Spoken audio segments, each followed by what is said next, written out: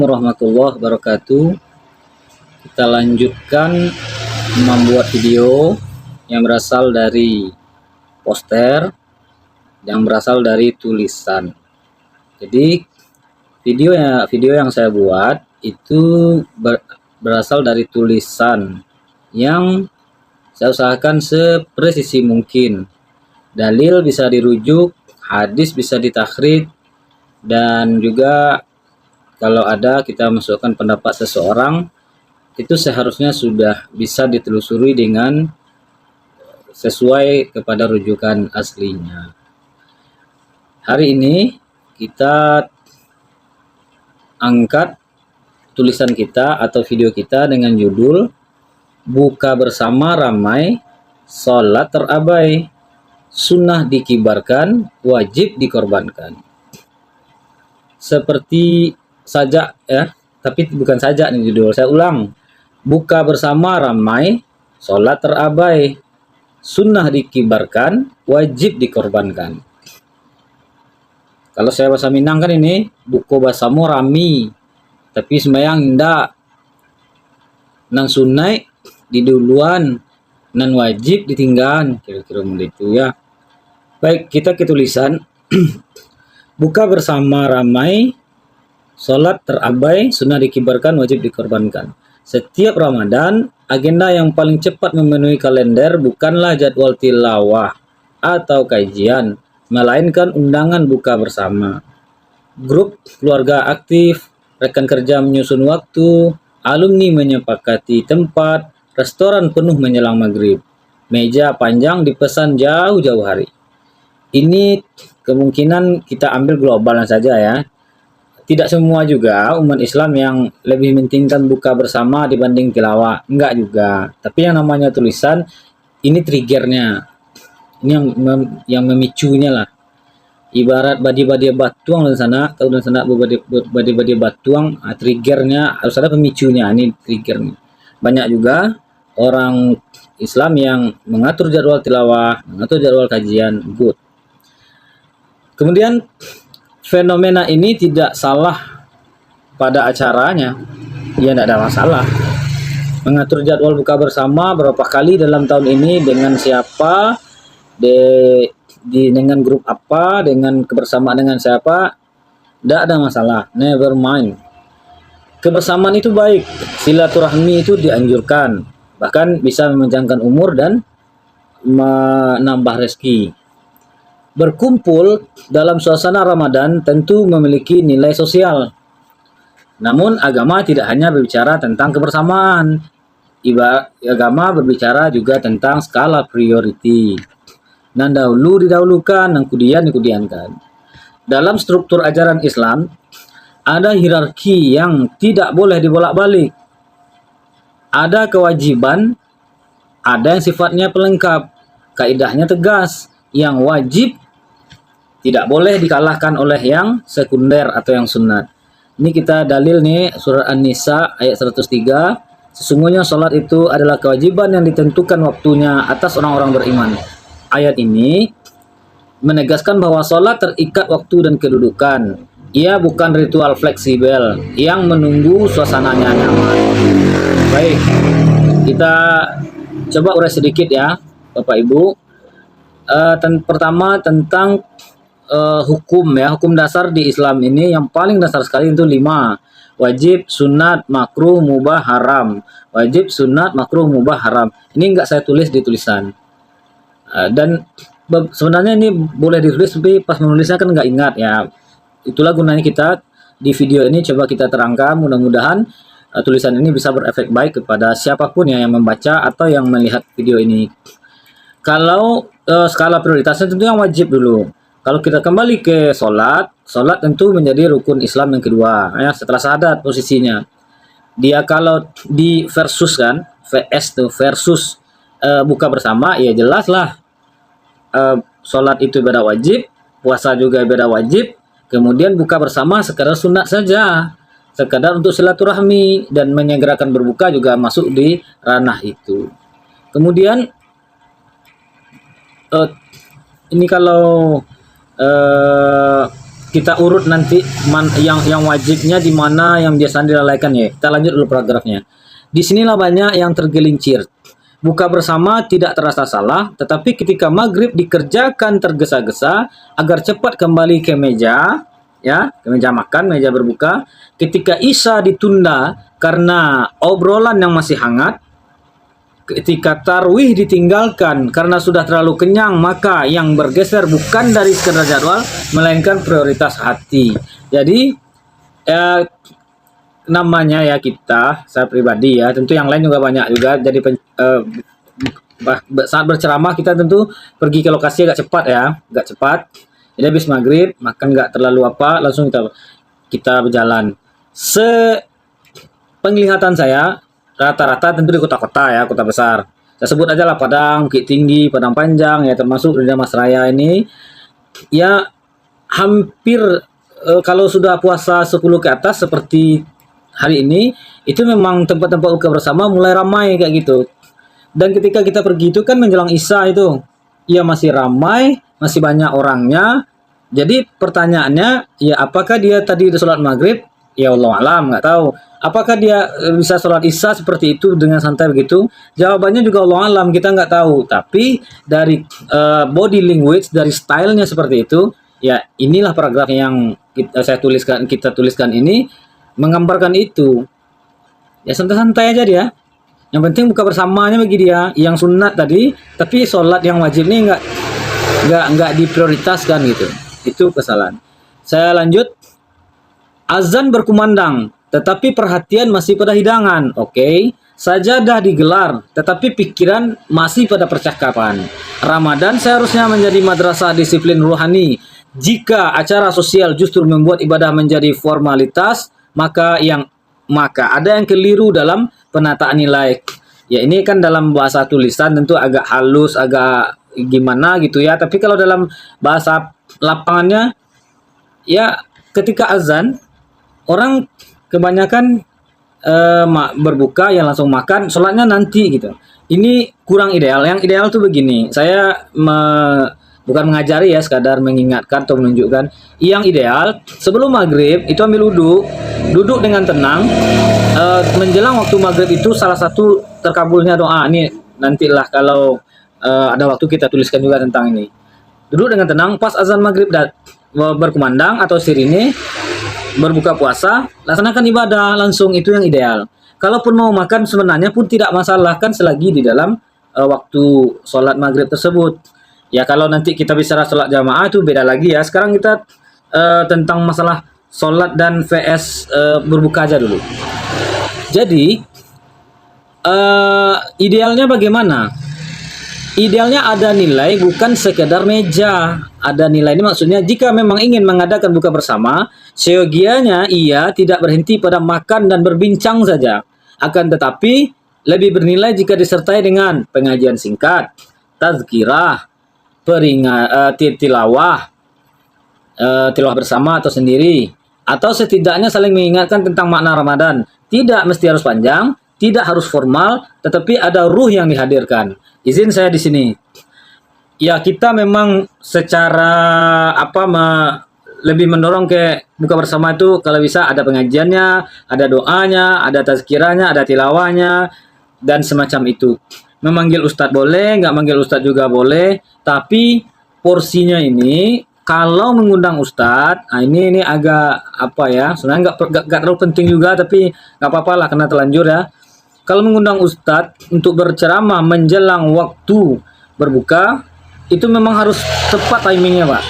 Terlalu cepat, misalkan 5:30 sudah mulai ceramah, itu kadang gimana gitu ya. Tapi kalau terlalu mepet ke waktu berbuka, nanti acaranya terlalu banyak, ini itulah kata sambutan, nanti ustadz hanya 10 menit atau 7 menit, itu juga nggak ideal. Jadi saran saya, ya pada pandailah yang ideal berapa, kira-kira 20 menit mungkin, atau kata sambutannya dikurangi gitu, biar banyak manfaat ilmu yang kita dapat dari bapak ustadz kita. Kejanggalan ketika orang buka bersama, mungkin juga ada pak ustadznya, nanti pak ustadznya sholat atau nggak ada pak ustadz pun, sebagiannya sholat, sebagiannya makan seperti itu. Makanan ini hendaknya harus ditutup gitu. Ditutup karena segi kesehatan juga, kebersihan juga, dan juga dari segi adab kita terhadap makanan ini juga penting juga rupanya, bukan nggak penting ya. Di makanan ditutup ketika kita sedang melaksanakan sholat maghrib. Jadi dengan jika memang ingin mengadakan buka bersama, seyogianya tidak berhenti kepada makan dan berbincang, ini sudah tadi ya. Dengan begitu buka bersama tidak sekedar menjadi agenda konsumsi, tetapi ada ruang penguatan iman. Ada tanya jawab misalkan menjelang di akhir ceramah, ataupun tidak ada tanya jawab, yang penting kita menyenangkan hal seperti itu. Minimal pastikan sholat berjamaah menjadi bagian inti acara. Sekali lagi saya ulang, kalau bisa dimanapun buka bersama, sholat berjamaah jadikan prioritas number one, ya. Panitia yang buka bersama atau tuan rumah kalau buka bersama di rumah, silang bapangka karajo nambah pokok, atau panitia kalau buka bersama di lembaga atau kantor atau apa, jadikan sembahyang maghrib berjamaah menjadi skala prioritas. Ada nggak ada Ustadz, mungkin tunjuk satu imamnya. Gitu ya, ini 3 kali saya ulang nih. Jadikan sholat maghrib berjamaah menjadi skala prioritas manakala Bapak Ibu siapapun yang melaksanakan buka bersama. Saya sudah sampaikan, nggak dilakukan, up to you. Salah lah, dak. Dengan begitu, gini, minimal pastikan sholat berjamaah menjadi bagian inti acara. Maghrib ditegakkan bersama, Isya diupayakan juga bersama, tarawih tidak ditinggalkan begitu saja. Kalau meja makan, meja babuko, meja berbuka bisa diatur rapi, seharusnya saf sholat lebih mudah lagi untuk diatur. Kalau meja makan, makanan itu piring, centang, perenangnya bisa diatur rapi, seharusnya saf sholat maghrib, waktu berbuka itu bisa diatur juga. Penegasan. Kemudian selanjutnya, ini pesan untuk orang tua, jangan lepas tangan. Ada sisi lain yang perlu disadari, terutama oleh orang tua, remaja, dan anak muda, menjadikan buka bersama sebagai ruang freedom, kebebasan. Kadang tanpa pengawasan, tanpa batas yang jelas, tanpa arahan. Seyogianya orang tua tidak hanya bertanya, buka di mana, tetapi juga memastikan dengan siapa berbuka, pergi sama siapa, pulangnya bagaimana suasananya, dan apakah kewajiban sholat tetap terjaga or not. Terjaga atau tidak sholat berjamaahnya. Ini penting, nggak bisa lepas orang tua dari hal ini. Kan kita ini bersangkut orang tua dengan anak, suami dengan istri, kakak dengan adik, saudara sepersusuan. Saya sering bilang itu karena mengingatkan orang bahwa orang tua nggak bisa lepas dari anaknya. Ditanya berbukanya mana, sholatnya bagaimana. Oke. Pengawasan bukan berarti mengekang ya. Saya tidak apakan untuk mengekang. Ia bagian dari tanggung jawab kita sebagai orang tua terhadap anak yang dibiarkan tanpa arahan di ruang sosial yang bebas sangat mudah terseret pada pergaulan yang tidak sehat. Ya, ini rencana saya mungkin 2-3 hari ke depan, masalah ini akan kita angkat di dalam sebuah tulisan, karena jujur ya agak heran, ini berdasarkan yang berkembang ya, masalah yang timbul dari akibat pergaulan ini menurut saya sudah sangat parah. Nanti kita carilah ramuan yang pasnya untuk kita angkat di tulisan nanti. Saya rasa yang menonton paham apa yang saya maksud. Tapi ini lanjut, ini masih berkaitan. Ketika Ramadan dijadikan latar relasi yang tidak halal, ini agak spesifik. Sebagian menjadikan buka bersama sebagai ruang aman untuk hubungan yang sejak awal sudah bermasalah. Sebagiannya. Padahal ini momentum Ramadan, momentum ibadah.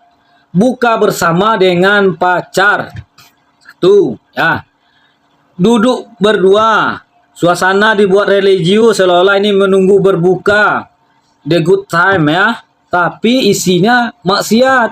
Karena waktunya Ramadan diambil seolah-olah momentum ibadah, memberi legitimasi moral. Jangan kelamak di awak saja. Kenapa demikian? Ya kan berpuasa itu kan beribadah. Tapi kok ditutup dengan maksiat yang gimana lah gitu. Tapi ini secara fikih saya juga harus hati-hati. Kalau ada orang yang puasa tapi dia pacaran dengan pacarnya dia berbuka, apakah puasanya batal? Enggak juga. Nah, itu pesong namanya kalau ada orang mengatakan menyamakan dia puasa tapi dia pacaran, batal puasanya. Bukan seperti itu. Kalau yang membatalkan puasa harus dirinci satu-satu. Nggak boleh basi lemak seperti itu, kaji nggak boleh. Tapi ini kita gas ini orang pacaran ya, seolah-olah momentum. Kemudian kita masukkan Al-Isra ayat 32, wala taqrabuz zina, jangan dekati zina. Ini gampang bisa dibaca. Tapi ini yang lebih pedas, tegas nih. Ada yang lebih fatal lagi dari pacaran. Buka bersama dilakukan dengan selingkuhan. Selingkuhan, buka bersama, orang babini atau orang berlaki, atau satu berlaki, satu berbini, atau satu saja yang berbini, satunya gadis atau satunya bujang, buka bersama. Nah, ini di situ bukan hanya ada maksiat, tetapi pengkhianat. Yang selingkuh ini pengkhianat. Yang selingkuh sekali lagi, Anda pengkhianat terhadap akad nikah maksudnya. Ada dusta terhadap suami dan istri. Ada kekejaman moral secara langsung dan tidak langsung kepada anak-anak. Bagi tukang selingkuh. Yang selingkuh marah aja silakan. Kalau marah berarti tukang selingkuh. Karena ya kalau ada ya yang membaca atau enggak video saya berulang, ya style ini memang kita ambil, jangan dicampur adukkan basi lemak peak seperti subuh asmara subuh. Nah, itu kan kita gaskan juga. Kemudian lebih fatal itu ya, ada pengkhianatan terhadap akad, ada dusta, ada kekejaman moral secara tidak langsung kepada anak-anak, ada perusakan kepercayaan dan dilakukan di bulan yang semestinya menjadi momentum taubat. Jangan jadikan takjil sebagai tirai dosa, jangan jadikan Ramadan sebagai kamuflase pelanggaran, apalagi selingkuh-selingkuh koha. Ini mungkin dari ekspresi wajah saya memang sangat serius ini. Yang pacaran banyak salah, oke. Tapi yang selingkuh koha, apa ini ya? Ya kita sama berdoa, siapapun saja, saya mau orang berilmu atau tidak berilmu, ustadz atau tidak, tetap punya peluang ke arah situ. Sama-sama kita berusaha istiqomah, itu tang kita. Kalau didoakan, Allahumma inna nas'aluka taubata wal inabata wal istiqomah ala syariatil gharra'i wa tariqatil baydha'i wa rahmatika ya arhamar rahimin. Oke, selanjutnya. Ini manyame untuk orang awak di mana saja berada. Di Minangkabau, orang awak dibesarkan dengan rasa malu yang tajam setajam silet. Dulu, kalau abang berbunyi, abang nih azan, lapau tahu diri, tutup. Memang ada, saya pribadi juga melihat itu di kampung, tapi dulu percakapan berhenti, orang beranjak ke surau. Memang tidak semuanya, sebagiannya saja, tapi aktivitas itu ada. Kalau zaman now, I don't know, tidak tahu.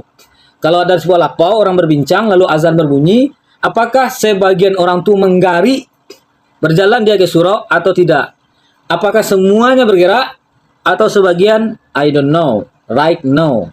Saya tidak tahu sekarang ya, bagaimana. Tapi kalau dulu memang ada. Sementara hubungannya dengan tulisan kita adalah, zaman dulu lapau pun tahu diri ya. Yang ditakuti bukan sekadar omongan orang, tapi hilangnya marwah atau maruah. Harga diri. Kini, kalau maghrib masuk, sementara meja masih riuh dan sajadah sepi. Ini bukan sekadar perubahan gaya hidup orang Minang. Saya ulang. Kan menjelang berbuka itu, meja-meja dirapikan, makanan dihidangkan, bla bla bla dan lain sebagainya. Seharusnya sajadah juga harus disiapkan seperti itu. Itu yang saya maksud. Tetapi dari beberapa sampel yang kita lihat, tegak kita agak bergeser ya hal-hal yang seperti itu.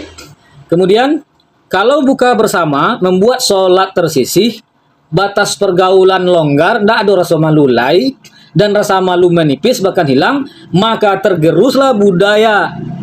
Ada bahasa ini sarak bahasa di kitabullah, bukan hanya dari sisi disiplin ibadah saja, tapi identitas sebagai orang awak itu sendiri hilang. Gas Bukan berarti keras tanpa arah saya ya. Saya gas menegakkan kembali ukuran bahwa di ranah Minang agama tetap di depan, sementara kebiasaan sosial berjalan tertib di belakangnya. Jadi kita bukan sekadar karya-karya anggo menyampaikan ini, tentu ya kalau diargumentatifkan sangat jelas itu ya, punya landasan yang kuat. Kita orang Minang, jadi kita tentu harus sholat maghrib kalau dalam hal ini. Jangan abi waktu sholat maghrib dek gara-gara babuko. Tapi mohon maaf sedikit, saya termasuk ini mungkin berbeda dengan lain, nggak apa-apa ya. Kalau orang sebagiannya ya ada yang mengatakan kan orang Minang kabau, hilang Minang tinggal kabau. Oke, mohon maaf saja kalau saya pribadi nggak kurang setuju itu. Tapi itu masalah lain ya, nggak usah kita perpanjang lah. Ini pendapat saya pribadi aja. Selanjutnya, mubazir dan narsisme. Meja penuh pesanan, sebagian besar tersisa. Berarti mubazir. Foto diambil, krek, diunggah, diberi keterangan bernuansa hikmah. Ya, alhamdulillah bisa buka bersama dengan ini, situ, kawan lama, kawan baru. Dengan nunsana ikut nunsana itu, oke. Mungkin ini ayat aja. Tapi kalau banyak makanan tersisa bahkan mubazir, kita kena oleh Al-A'raf ayat 31. Innal mubazirina kanu, sesungguhnya orang mubazir itu saudara setan. Kemudian Al-Isra ayat 27 itu ya. Kalau yang Al-A'raf 31 bunyinya makan dan minumlah tetapi jangan berlebih-lebihan. Sadang elok, bara takao diambil nasi, bara yang kira-kira habis itu yang kita makan. Itu yang diporsikan, jangan berlebih-lebihan. Jangan rasakan habis semuanya karena memang letih, haus, dan lapar pada puasa. Termasuk juga mungkin membeli pembukuannya. Tapi kita nggak bicara pembukuan, kita bicara buka bersama. Ramadan melatih pengendalian diri, tetapi yang muncul justru konsumtif dan pencitraan. Foto-foto. Bukan dilarang berfoto, tapi narsisnya dilarang ya. Bisa kena penyakit ain juga kata Ustadz ya. Ketika buka bersama berubah menjadi panggung eksistensi. Nilai ibadahnya menipis. Yang dikejar bukan makna tetapi pengakuan sosial. Ya ini dia. Foto-foto ya, sementara orang lain buka dengan seadanya. Sementara orang lain ya berbuka apa ada. Padahal kalau kita tahu ya, memberikan iftar ya, iftar Ramadan itu kepada orang berbuka pahalanya sangat-sangat excellent sekali. Itu ada dalilnya. Lain waktu kita sampaikan. Soal biaya, jika pribadi maka tanggung sendiri. Buka bersama adalah kegiatan sosial yang sifatnya pilihan, bukan kewajiban. Karena itu, seyogianya pembiayaan pun bersifat pribadi dengan iuran peserta yang transparan, tidak membebani kas bersama kalau itu dalam grup atau dalam kantor, tidak mengambil dari sumber yang berkaitan dengan dana publik. Itu juga pendapat saya pribadi. Jadi kalau sekadar buka bersama diambil dana publik, mohon maaf, saya kurang approve. Nah, itu bahasa halusnya, kurang approve. Kegiatan yang tendensinya pribadi tidak layak dibebankan pada dana kolektif. Ramadan justru seharusnya menguatkan sensitifnya etika dalam urusan harta. Oke, kalau saya pribadi ya, buka bersamanya bagusnya iuran. Jadi kalau iurannya nanti tidak pakai kas dan pakai apa. Kalau yang bawa anak nanti ya dia mesti apa? Mesti mesti bayar juga untuk anaknya. Hati-hati. Kalau dalam praktek ini dianggap saya nyinyir, terserah lah ya. Misalkan ada 20 orang yang iuran, bayar satu orang sebanyak 30.000 lah misalkan. Untuk 30 orang. Tapi sebagian orang ada bawa anak, harusnya anaknya ini juga ikut iuran karena kan makan juga, atau bedakan porsinya. Itu lebih ihtihadnya. Ihtihad itu hati-hati. Itu kalau nggak setuju argumentatif aja. Kalau nggak setuju seperti ini ya. Apalagi yang dari kas. Kalau yang dari kas, misalkan yang diberikan untuk buka bersama ini misalkan sudah disepakati ya, terutama tentu yang swasta, yang kalau saya yang agak lebih condong swasta. Tapi kan yang karyawan kan bapak, ibu, udah, uni, anaknya kan enggak. Jadi kalau anaknya dibawa, bedakan, biar berasia, biar hati-hati. Jangan-jangan nanti ada orang lain yang nggak rela, ya bawa pula anaknya. Kalau gitu, saya bawa anak juga kata dalam hati kan. Apa bahasa Indonesia itu? Merungut dia. Dosa itu Pak. Bisa rusak hati orang lain gara-gara kita bawa anak. Jadi jalan keluarnya, iuran saja. Kalau memang bawa orang yang tidak dalam join itu, keluarkan dana pribadi. Kalau saya dibilang agak nyinyir, berani ya nggak apa-apa. Tapi ini mengingatkan dan lupa. Kemudian masalah tempat. Nah, ini termasuk disclaimer ya. Tempat tidak salah, tapi tanggung jawab tetap ada. Saya ulang, tempat tidak salah. Tempat nih rumah makan, restoran, Ampera atau lain-lain ya, atau tempat kopi. Kita tidak sedang menyalahkan restoran atau rumah makan. Bahkan sedikit di sini melalui video ini ya, saya pribadi, saya bukan siapa-siapa, mendoakan Bapak Ibu khusus juga Udauni, orang awak terutamanya yang punya usaha kuliner ya, di mana sajalah, bahkan sampai ke luar negeri pun ada rupanya.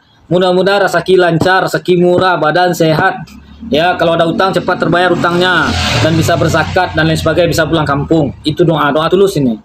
Jadi kebetulan kita sedang menyoroti tentang tempatnya. Tempat makan tidak kita salahkan sedikit pun ya, tapi ada juga bentuk tanggung jawabnya nanti di ujung.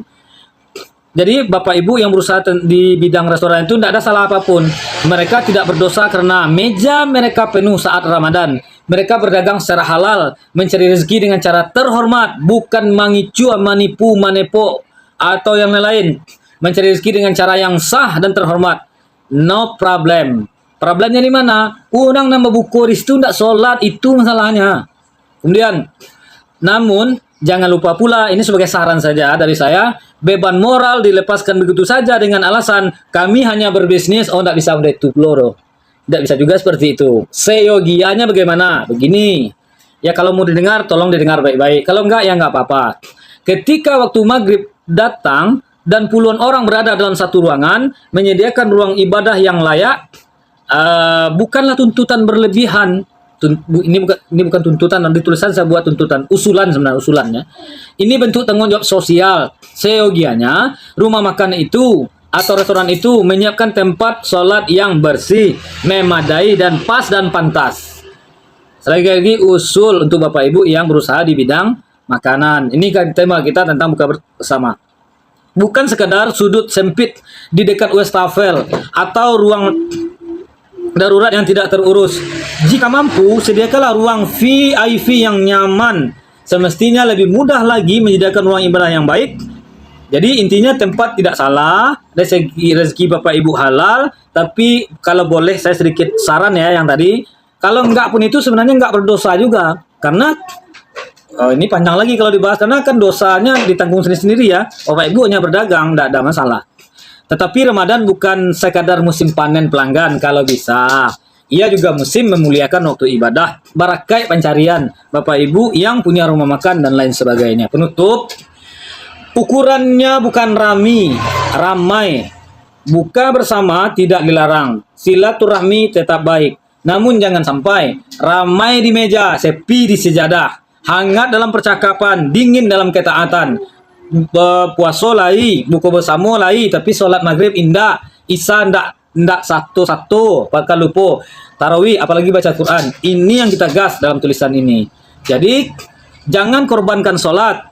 Jangan normalisasi relasi yang ndak halal, yang pacaran punlah salah. Apalagi dan lebih luar binasa tadi, yang selingkuh. Anda pengkhianat kalau selingkuh. Banyak masalah yang timbul dari gara selingkuh ini.